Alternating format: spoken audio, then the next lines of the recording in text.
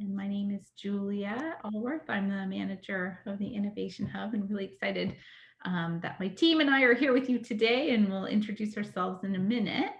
Here we go with the slides. Thank you so much. Thanks, Kaitlyn. We can see your presenter view. So I'd like to actually just start with a land acknowledgement before we get started. Thank you. So I am actually presenting from my home in Milton, Ontario, which is part of the Halton region.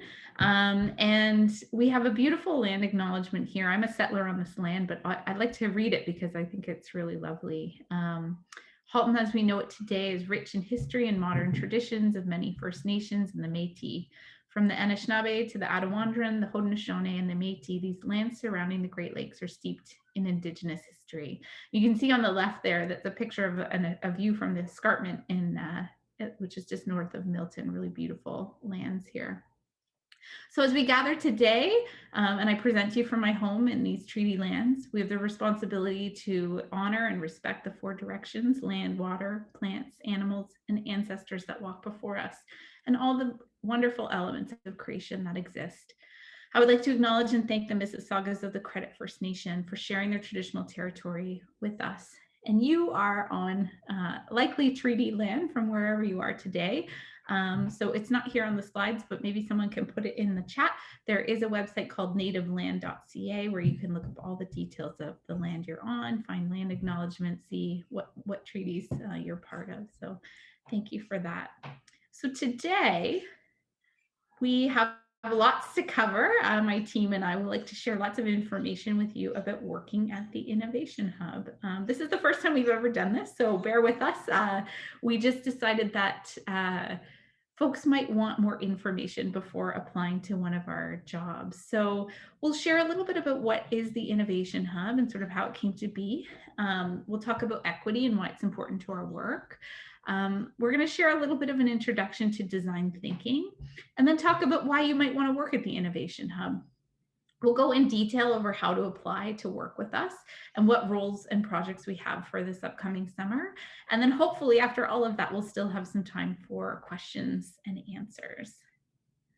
So this is the part where it gets really fun because we're all going to introduce ourselves. Of course, you've met me, but before I turn it over to my team, I'll just say in the chat, please feel free, if you're comfortable, to share your name and your pronouns and who you are at U of T. What are you studying? What are you doing here? We just also like to remind folks that we are recording the session so that we can replay it for folks that might have missed it. So please do ensure that you're muted if you're not speaking, and we will have time at the end for questions if we can't answer them in the chat. And we welcome you to turn your videos on, but it's not required. Just do whatever you're comfortable with. Of course, we'd love to see your faces. So I already see folks introducing themselves. Welcome. And I'll turn it over to Johanna to say hello as well. Hi, everyone. Welcome. So glad to see so many people here. My name is Johanna Pokorny. I am the research lead at the Innovation Hub. I just finished my PhD in anthropology last year, so excited to see a lot of students here and share what we do with you. I'll turn it over to Kaitlyn to introduce herself next. Awesome. Thank you both. Hello, my name is Kaitlyn Corlett. I use she, her pronouns. Thank you so much for the land acknowledgement, Julia, as well. I'm the senior project assistant here at the Innovation Hub. I manage a lot of the communications and design side of things, and also running events like this and many other things. So welcome on in. It's so wonderful to see folks attending today.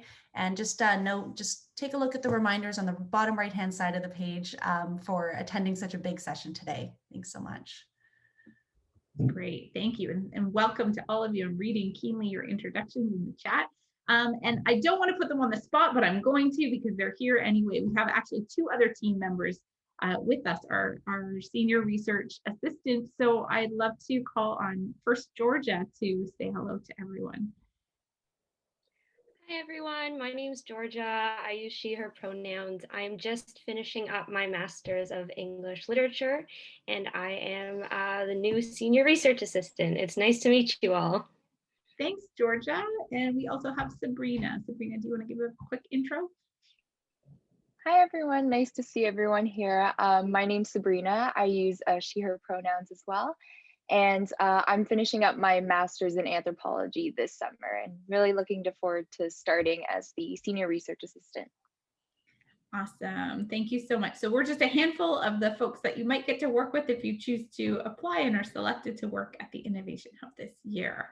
So with all that being said, let's dive into what is the Innovation Hub. So I'm really fortunate that in 2016, I had the pleasure of launching the Innovation Hub, and it has changed and evolved a lot since then. But essentially, we are a student-led initiative that uses innovative methods for improving campus life at U of T. And how we do that is by forming interdisciplinary design teams. You don't need to have any prior design thinking experience. We can train you for that. But you'll be working with folks from different programs of study and working on real design challenges, mostly that relate to life at U of T, and in particular life at U of T for students and issues that impact students. We use human-centered design thinking, which is really about designing with people rather than for them. So that's what we do. You can see on the slide, there's some pictures from a time when we were able to be together. This summer, our work is all virtual, but we have found ways to create a friendly team environment here as well. In terms of also our identity, we have a very specific mission, vision, and values, and these were really co-created with our Innovation Hub students and community. So really our mission is to improve campus life through student-centric design. It's just that simple. Everything we do, we want it to lead to a better life for students here.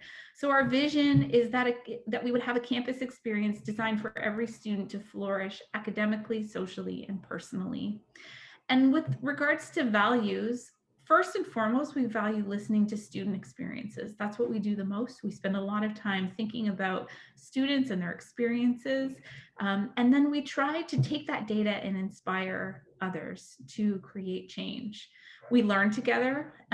We use design to create more accessibility and try and be accessible in everything we do. And in everything we do, we also try our best and are working to consider equity, diversity, and inclusion, and always challenging ourselves to be better in that regard.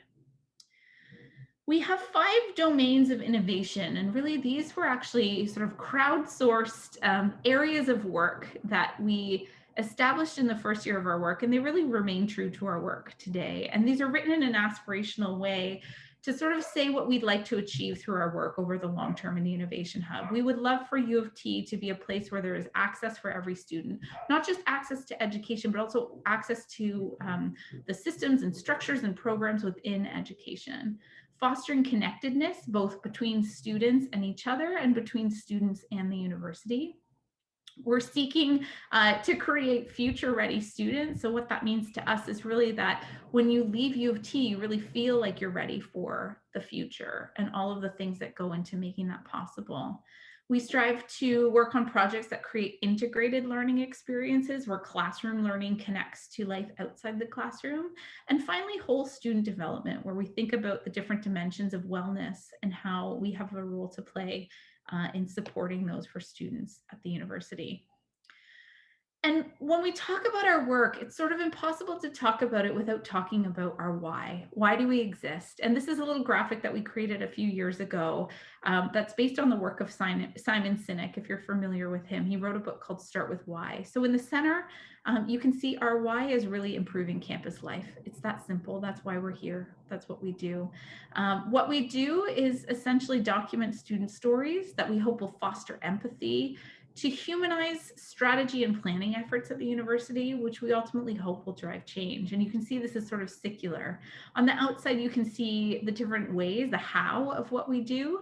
I won't go into detail in there, but these are the sorts of activities that folks who come to the Innovation Hub to work will be involved in.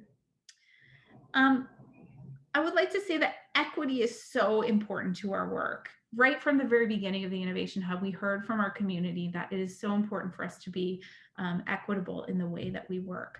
And we think about that not only within our own organization and how we work together, but we also think about that in terms of what would an equitable campus or tri-campus even look like at U of T, and what are some of the barriers to that, and how can we play a role in challenging those in a really meaningful way? So equity is really foundational to our work. I will say that we do this imperfectly. We're always learning and growing, and being open to criticism, looking into our own biases and our own prejudices is something that's really important to us as we do this. And I just realized that Kaitlyn may also have something to say about that. Apologies, Kaitlyn. I will turn it over to you to say more about that. Thank you. All good. You said it so wonderfully, actually. No, it really is really deeply important in the work. And we also just want to acknowledge, you know, even though we need to continue challenging ourselves work in anti-oppressive, anti-racist frameworks, acknowledging implicit and explicit biases, like you said, Julia, that we sometimes don't fully realize until we're in the midst of it. And we just want to acknowledge also reparations and reconciliation as an organization, even though we're virtual, on traditional land, on stolen land, and as those who are settlers working on this land, wherever you might be, and with different communities through our projects. And we are going to be speaking a little bit more about equity and its importance in our work, and design, and particularly with design thinking and our methods in a little bit here. But sometimes we wonder, how can we articulate how our methods come into practice? How does equity come into practice too? And really briefly, I just want to share that in many projects, we see how students can define complex problems at the university when we listen to their experiences. We also see in some areas of our work, we see new opportunities for students to build community with one another, whether that's by engaging with our methods and calling for folks to contribute, or within teams themselves and within our project work. And also where we need to be mindful when we engage with different communities.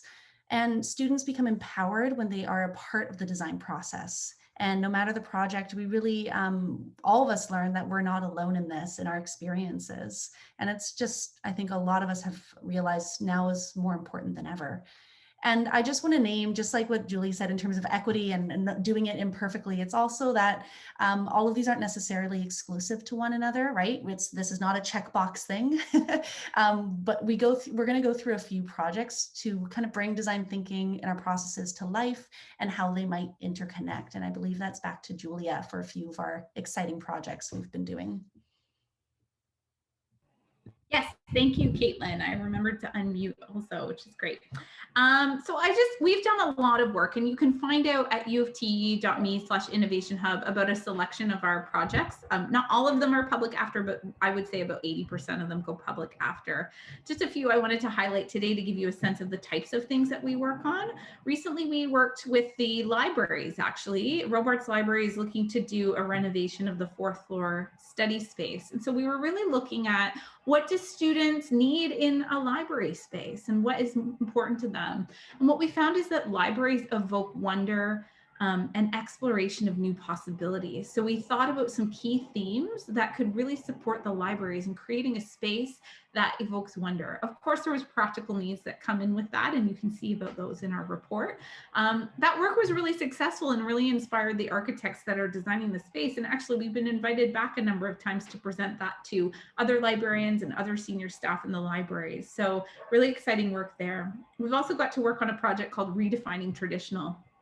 And this is actually a digital community of students who are also parents. A few years ago, we launched some work in partnership with the Family Care Office, looking at the experiences of students who are also parents to say, you know, how can we better support this community? And what came out of this was a lot of interest from a lot of campus partners. And on Redefining Traditional, which you can find at uft.me/redefining traditional, we have a number of partners, including the Family Care Office and School of Graduate Studies. The libraries are partners on that, student family housing and others. So we're really grateful to be part of that, and certainly looking for some students who are also parents to continue the great work of that community over the summer. And one of our most long-standing projects that's ongoing is called Transforming the Instructional Landscape. We've been working on this for over 3 years now. It's in partnership with the Center for Teaching Support and Innovation, as well as LSM, Learning Space Management, used to be called ACE. I'm still getting the acronym. And really, this is all about learning environments, and how do we support both instructors and students in creating great learning environments. It started out as physical spaces and what do people want in a physical classroom environment. But as we've transitioned online, the work has transitioned into exploring what do great digital learning communities look like as well. So that just kind of gives you a sense of the types of things that we work on. But now I'd love to launch into talking a little bit more about design thinking and giving you kind of a brief overview of this method that is so important in our work. So we'll do that now. So when I talk about design thinking, I always say there's sort of two key phrases to know what it's all about. And the first one I've already mentioned is that it's about designing with rather than for people. So it's really about bringing the people that we're designing for into the process in meaningful ways, and particularly really trying to make sure that the right people are talking to the right people. So in our case, we always make sure that when we're talking to students about their experiences, that it's current students talking to other students. That's really important. And sometimes there's particular communities on campus that we're thinking about gathering data about their experiences, or we've been asked to find out more about what their needs are. And so we want to make sure that we are also bringing members who also identify as part of that group into the research team process. The other thing I always say about design thinking is that it's founded on this idea that people support what they create. So really, in that, what I mean is that when people get involved in the design thinking process and are part of building something, the likelihood that they're going to support the outcome really increases. So that's kind of a basic introduction to what design thinking is, but I know we probably have some folks that are interested in a bit of a deeper dive, and we are going to share these slides after with folks too. So hopefully you'll find some useful links. So the other thing that I talk about, or that's commonly talked about in regards to design thinking, is that yes, it's a method for innovation. It's a set of steps, and I'll show you what those steps are.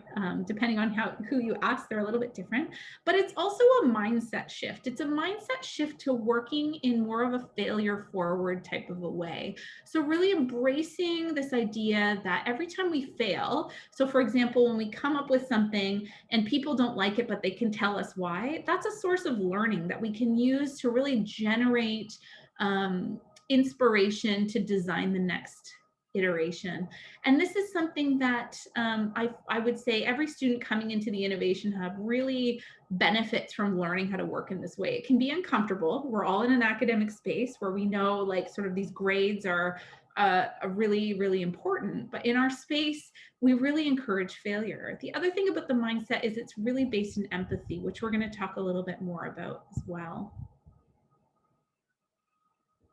So as I've mentioned already, it's about bringing people into the process. So bringing the participants into the research process and really starting with them and their needs. So when we ask anyone anything about how they feel or what they need, we really want to think about doing that in a space that feels safer than maybe some of the average spaces at U of T. We know there's no such thing as a perfectly safe space for anyone, but we really do strive to create safer spaces. And we really want to be human-centered in our approach, and that's part of the way that we do it. So often we think about the things that are outside of the people involved, but in design thinking, we really center the people in the process. So there's a number of different models of design thinking. On the first slide, I've included the model from IDEO. And for those of you that aren't familiar, IDEO is a design firm in California.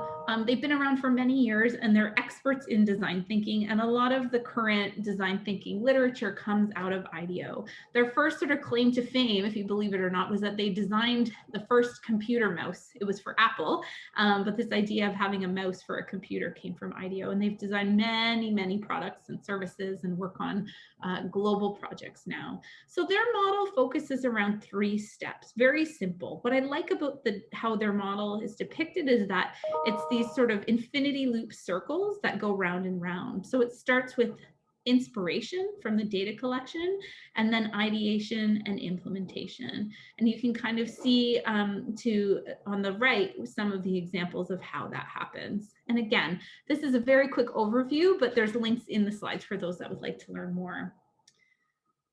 Moving on, there are many other design thinking models, and we've included just a few here. Of course, some of you might be familiar on the top left with the Stanford D-School model. It has 5 steps: empathize, define, ideate, prototype, and test. And I would say one major criticism of this model is it's depicted as linear, and this is definitely not a linear process when done in practice. But it does show that it is actually quite simple and yet complex. One of my favorite models is the equity-centered community design model, because you can see here, the Creative Reaction Lab is a design firm out of the States. They have really merged best practices from equity, design thinking, and community development. And so they acknowledge that you have your scenario in the middle, but you have to think about this layer of history and healing that's taking place, particularly when people are impacted by the scenario. And you have to also acknowledge and dismantle power constructs. And then around the outside, you can kind of see these steps that are very similar to some of the other models. But at the center of that is really all of these foundational principles. On the left bottom, there's the liberatory design model, which also folds equity into the Stanford model, which is the idea of noticing and reflecting, noticing who we are and what we're bringing to the process and our biases, and reflecting on how those have impacted how we've carried out the process, what our data is saying, how we are present in the data, and all of that.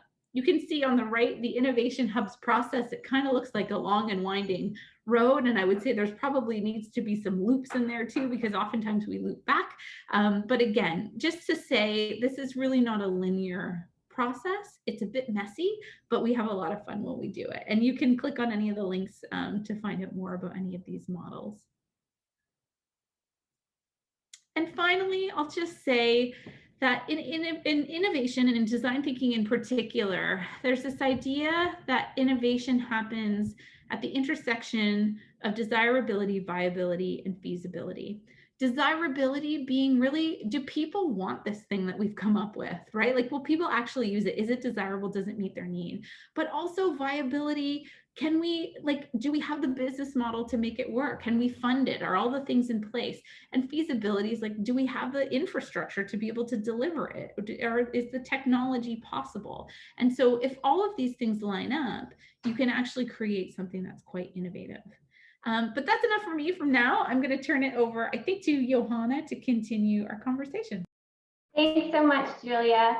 So as Julia outlined, there are multiple models, many of them for the design thinking process.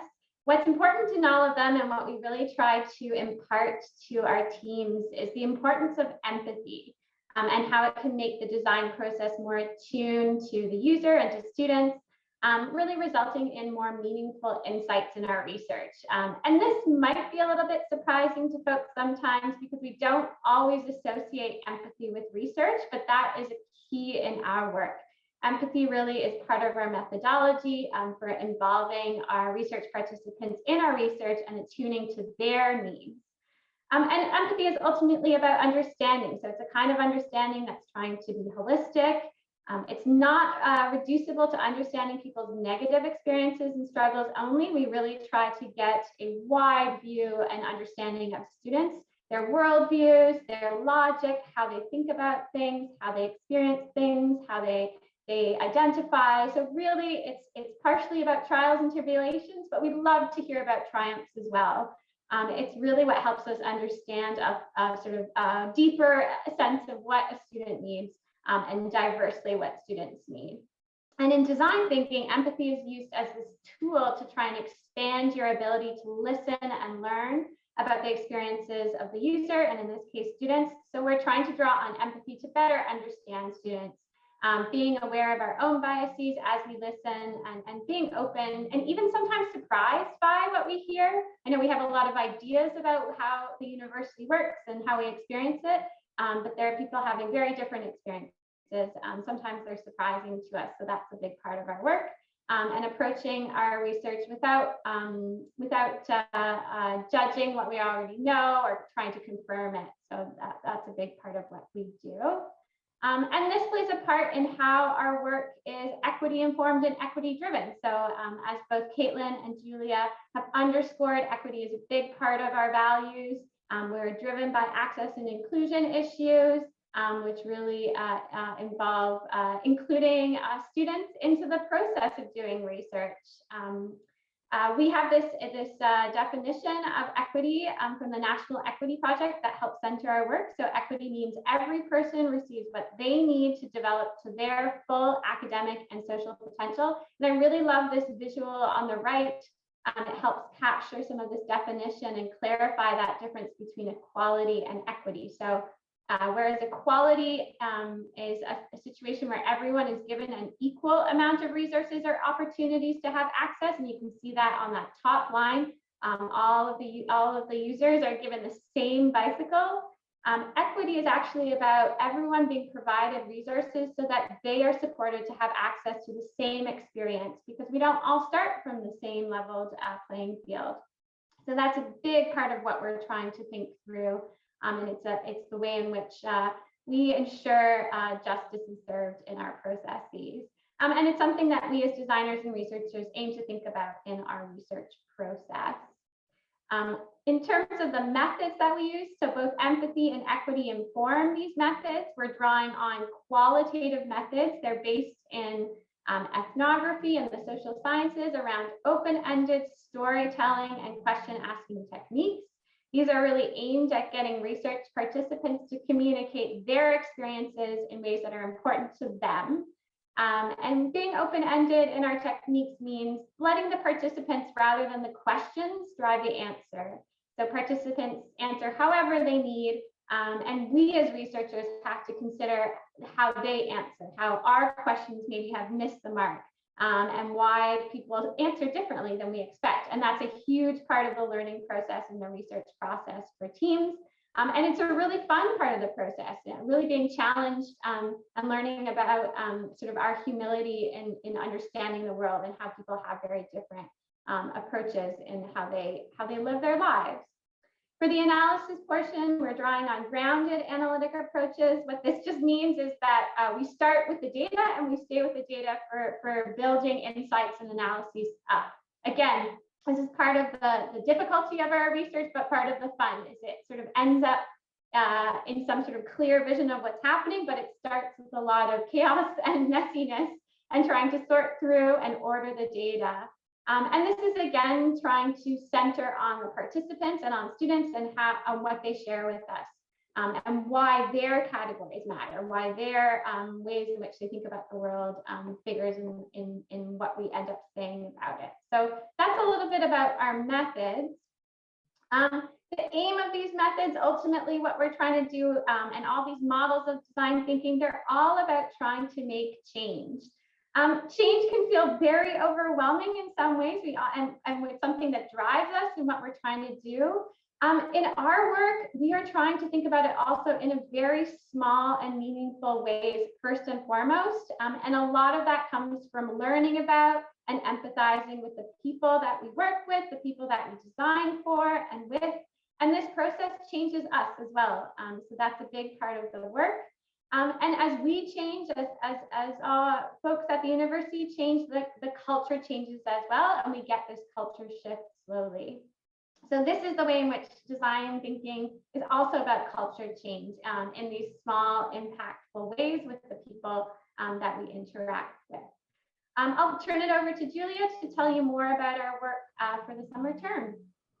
Thanks so much, Johanna. Change making is my most favorite topic to think about and talk about when it comes to design thinking. And I'll just say one more thing about that, because I can't resist, is that for those of you that have heard about social innovation, I really consider myself to be a social innovator in the Innovation Hub, and we really approach the work through a social innovation lens. So if that's a topic that you haven't read about, I'd love to introduce it to you because it's really inspired a lot of our work.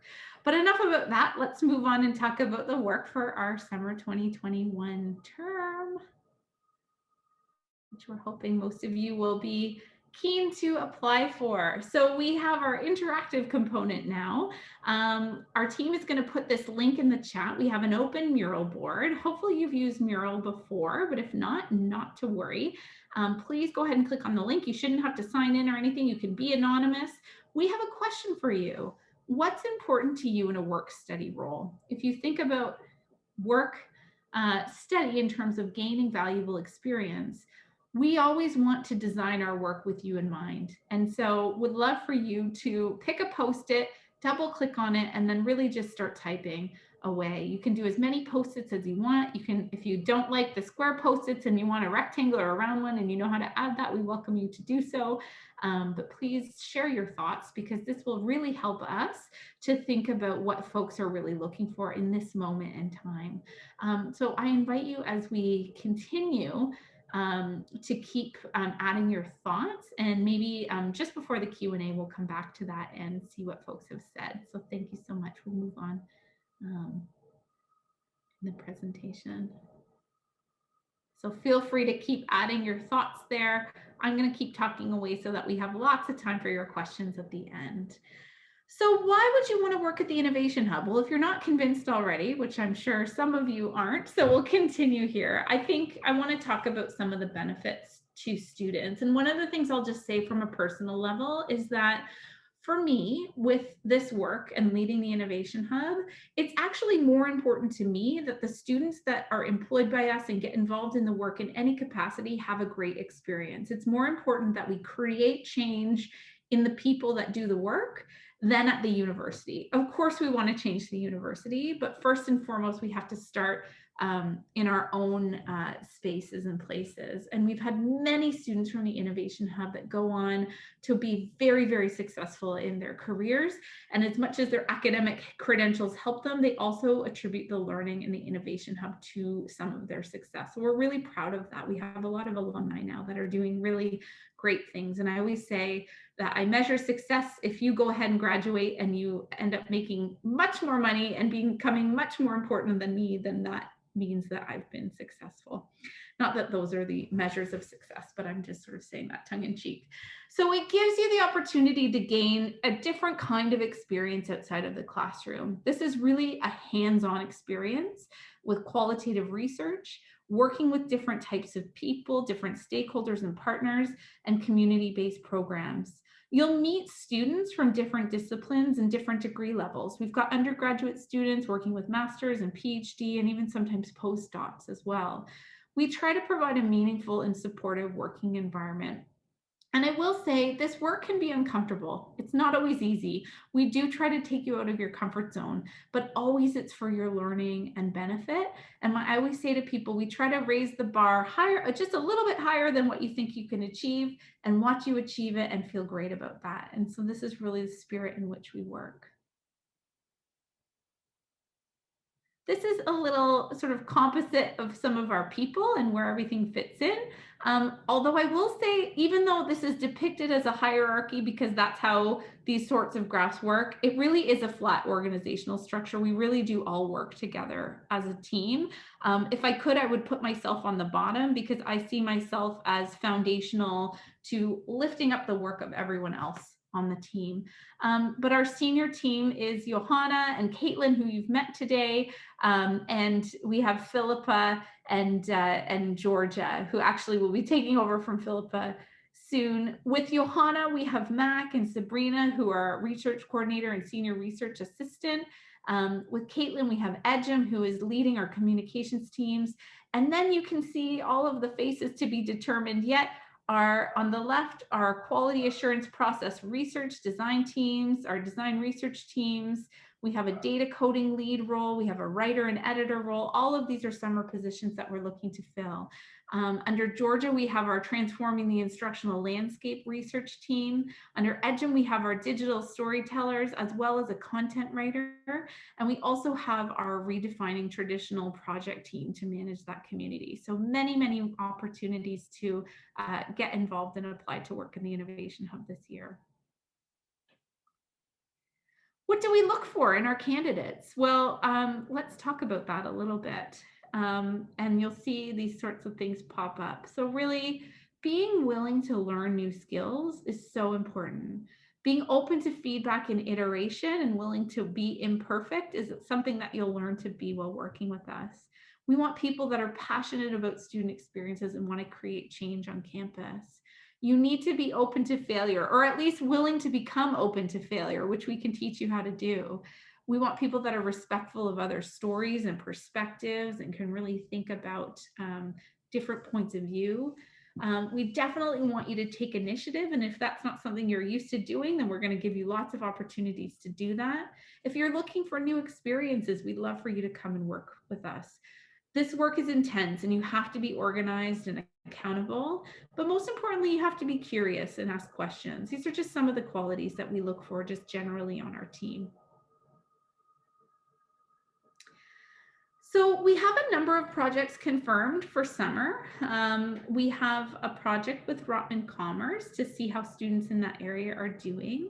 We're also really excited that we have a brand new pilot partnership with the Faculty of Arts and Science, where we'll be working with the 5, or actually there's 6, I believe, departments listed on there. Every 8 years, each department has to go through a quality assurance process. And so these are the departments in that process this year, and we are supporting them with every aspect of the student feedback side of things. So this is a great way to get involved in a new project that's just getting off the ground. We have Transforming the Instructional Landscape, which is the project I talked about before, about learning environments, as well as Redefining Traditional, which is our community for students who are also parents. And just as a note, that community Redefining Traditional, it's not just open to U of T student parents, it's open to it's open to student parents globally. So there is a Facebook community and some other ways folks can get involved. There will likely be additional projects as well. This is the time of year where we're just sort of confirming all of those, but these are some of the things that are confirmed so far. So as I mentioned before, but I'll talk a little bit more detail, we are looking for a data coding lead. This is a person that will help us learn to code the data and really understand how to store it in our qualitative research database and maintain all of the data for all of our projects. There's also design research assistants for all of the projects, digital storytellers, which are our sort of digital content creators and graphic designers and people that make our research look beautiful. I'll just circle back to design research assistants. These are the roles, and there's many of them. We have different roles posted for each project, but these are really the roles of people that are doing the research, that are in there on the design teams, conducting the interviews and analyzing the data. Our writer and editor produces a lot of the content for our blog and helps support the website communications and all the digital communications. And we also have a content writer role. There's a lot of writing in our research projects. And so our content writer helps to write final drafts and do edits. And you need to be an excellent writer, being able to write in plain language to be in that role. And finally, the Redefining Traditional team. We are specifically looking for students who are also parents to fill those roles, to speak from their own perspective of what that means to them and be able to share knowledge and wisdom with other students who are also parents.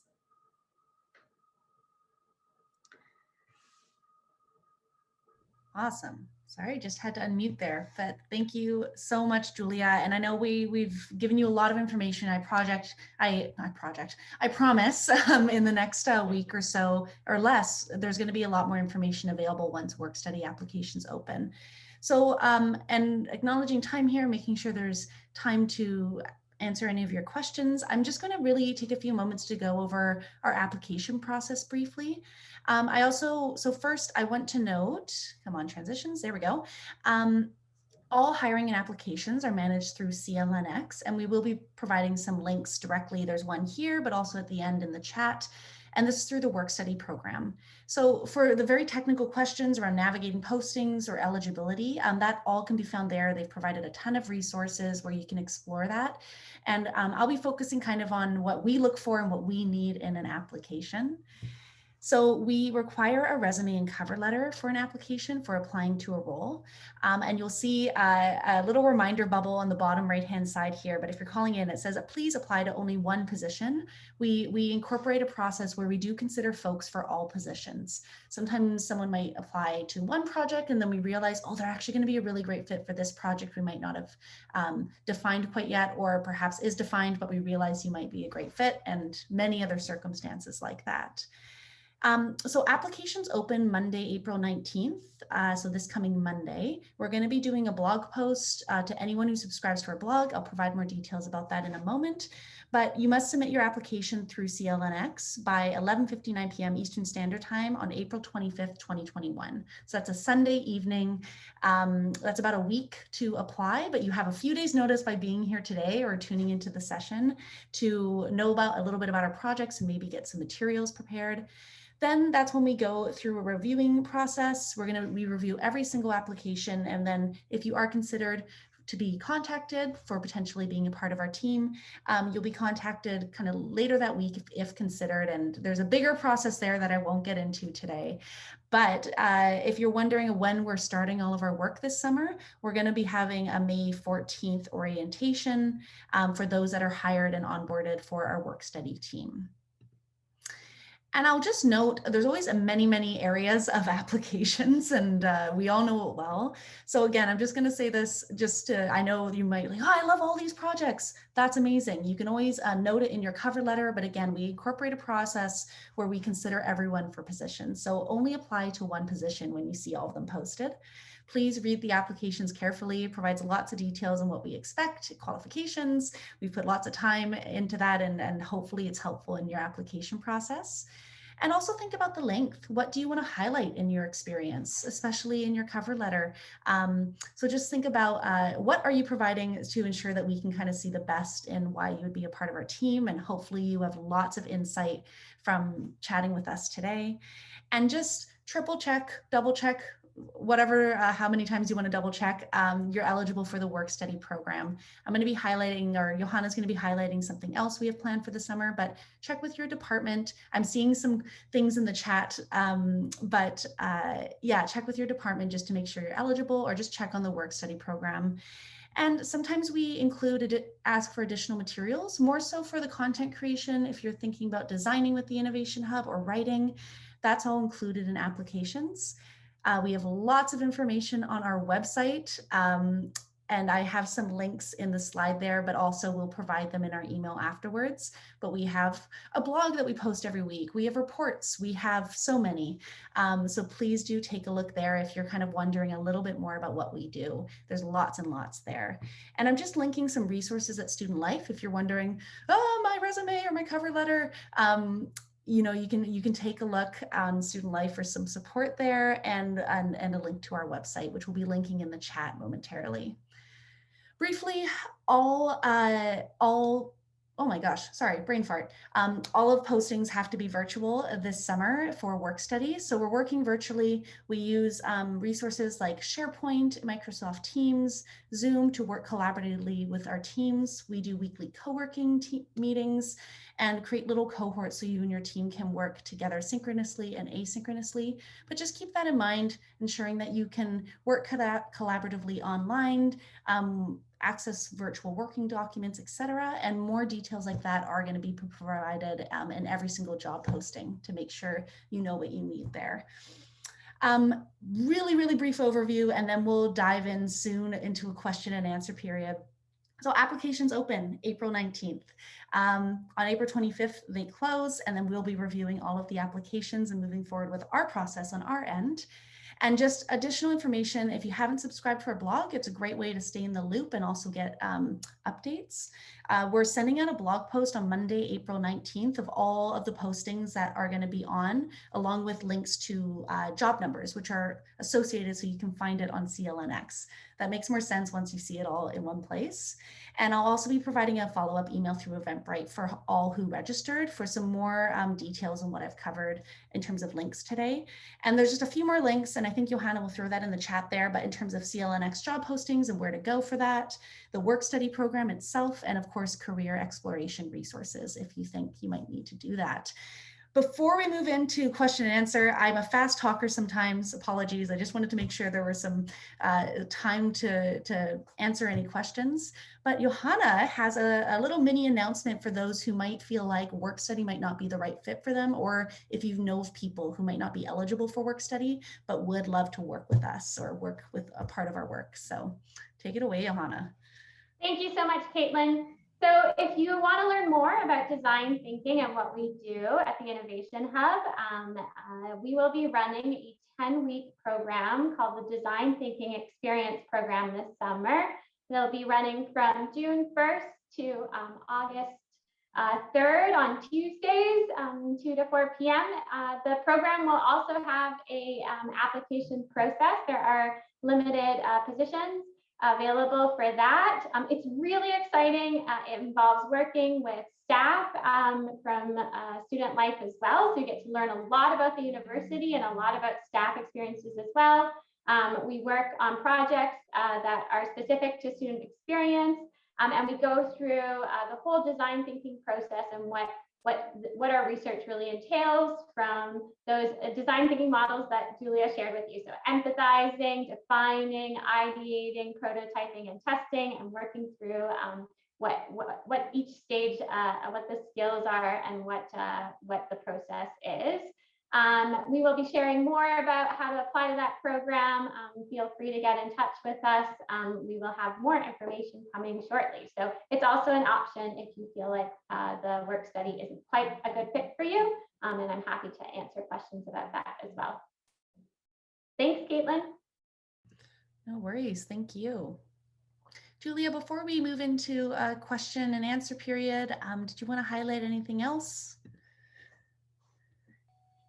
No, this is great. I think I'd love to just get us all on the screen for a minute. If you do want to turn on your cameras, you're most welcome to. But I'll just quickly address this question that's come up around work study. So these current roles that I've talked about today are all work study roles, which means that to apply, you have to be enrolled in summer courses. And so if you are thinking about doing that, then you're eligible to apply. And we do fill a lot of our positions through the work study program because it is important to us that it's U of T current students that are involved in the work. As we've said, that's part of our the way that we operate. Having said that, though, we do have other positions that come up from time to time.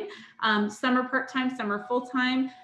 For the most part, these are advertised on our blog. And so if you want to subscribe to our blog for updates, you'll always get notifications about upcoming roles if for whatever reason you're not eligible. So hopefully that answers the question about work study in particular. And thank you for those questions. And there are different eligibilities, as Kaitlyn's mentioning. So make sure that you check, and you can also check with your department.